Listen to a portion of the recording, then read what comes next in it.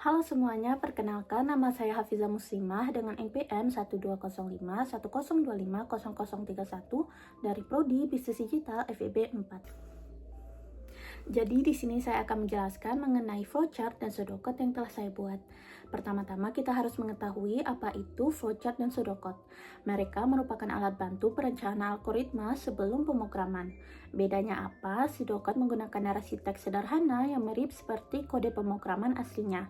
Sedangkan flowchart itu menggunakan diagram alur atau visual agar lebih mudah dipahami oleh orang awam.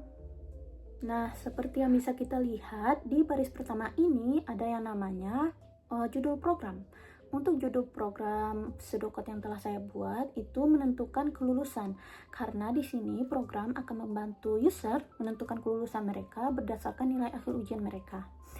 Nah, pada baris ketiga ada yang namanya begin, yang mana ini merupakan penanda bahwa mulainya sebuah program. Nah, setelah mulainya sebuah program, user akan melakukan input berupa nilai akhir ujian mereka. Karena nilai akhir ujian ini akan membantu program dalam menentukan apakah mereka lulus atau remedial. Nah, barulah ada yang namanya kondisi yang ditandai dengan if dan else. If atau jika nilai akhir ujian user lebih besar atau sama dengan dari 75, maka user akan dinyatakan lulus. Setelah dinyatakan lulus, program akan melakukan print atau output berupa kalimat, "Selamat, Anda lulus." Nah, jika pada skenario lain atau kondisi lain di mana user dinyatakan remedial, program akan melakukan print atau output berupa kalimat, "Silahkan hubungi dosen yang bersangkutan untuk remedial." Nah, setelah itu barulah program akan diakhiri yang ditandai dengan kata-kata N pada baris ke-11 ini. Nah, sekarang saya akan menjelaskan sebuah flowchart dengan skenario yang sama seperti pseudocode tadi.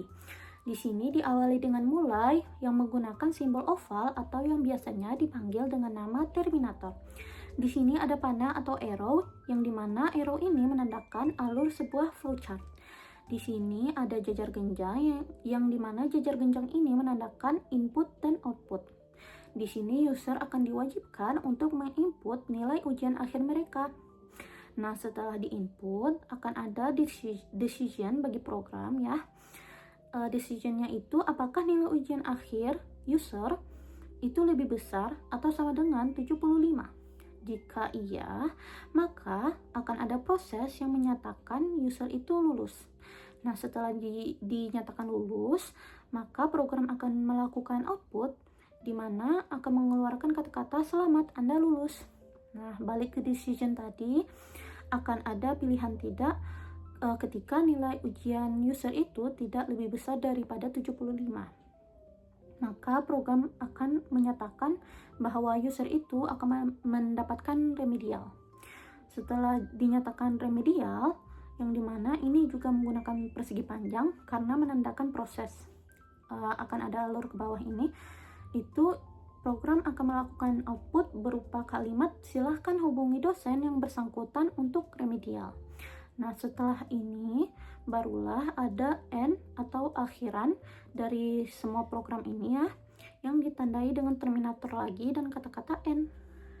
Baiklah, sekian dari saya. Mohon maaf jika banyak yang salah. Selamat menjalani hari dan sampai jumpa lagi.